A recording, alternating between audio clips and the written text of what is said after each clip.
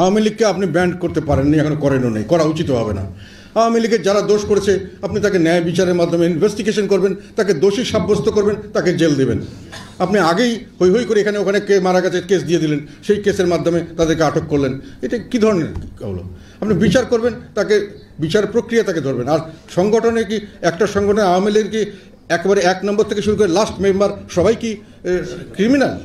আওয়ামী লীগকে নিষিদ্ধ করা উচিত হবে না বলে মন্তব্য করেছেন জাতীয় পার্টির চেয়ারম্যান গোলাম মোহাম্মদ কাদের। তিনি বলেন, আওয়ামী লীগের যারা দোষ করেছে তাদের তদন্তের মাধ্যমে বিচারের মুখোমুখি করুন। আন্দাজে মামলা দিয়ে কাউকে শাস্তি দেওয়া ঠিক নয়। একটি সংগঠনের সবাইকে অপরাধী যদি তাই ভাবেন, তাহলে শেখ হাসিনার সঙ্গে আপনাদের তফাৎ কি?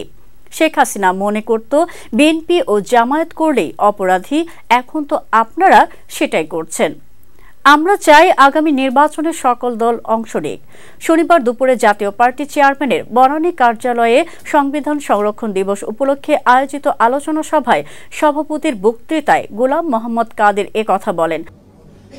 সংগঠন কি সব এবং তাদের যে সমর্থক তারা কি সবাই ক্রিমিনাল?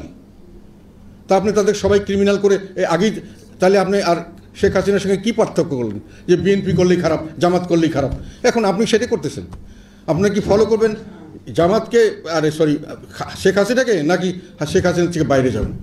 আলোচনা সভায় আরো বক্তব্য রাখেন পার্টির মহাসচিব Mohammad Mujibul Haque Chunnu, co chairman ABM Ruhul Amin Howlader, presidium সদস্য মোহাম্মদ রেজাউল ইসলাম ভুইয়া।